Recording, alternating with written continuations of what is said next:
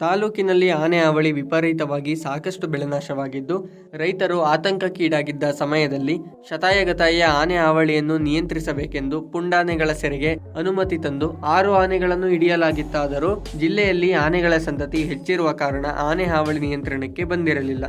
ಈ ಬಗ್ಗೆ ಇಲಾಖಾ ಅಧಿಕಾರಿಗಳು ಹಾಗೂ ರೈತರೊಂದಿಗೆ ಸಂವಾದ ನಡೆಸಿ ಅನೇಕ ಉಪಕ್ರಮಗಳನ್ನು ಕೈಗೊಂಡಿದ್ದು ನಿಮಗೂ ತಿಳಿದಿದೆ. ಏನಾದರಾಗಲಿ ಆನೆ ಹಾವಳಿ ತಡೆಯಬೇಕೆಂಬ ಉದ್ದೇಶದಲ್ಲಿ ತಾಲೂಕಿಗೆ ಅರಣ್ಯ ಸಚಿವರನ್ನು ಕರೆಸಿ ಸಮಸ್ಯೆ ಮನವರಿಕೆ ಮಾಡುವ ಕೆಲಸದ ಜೊತೆಗೆ ಆನೆ ಹಾವಳಿ ತಡೆ, ರೈಲ್ವೆ ಬ್ಯಾರಿಕೇಡ್ ನಿರ್ಮಾಣ ಹಾಗೂ ಆನೆ ಶಿಬಿರ ಸೇರಿ ಕೆಲ ಅಹವಾಲುಗಳನ್ನು ಮಾಡಲಾಗಿತ್ತು.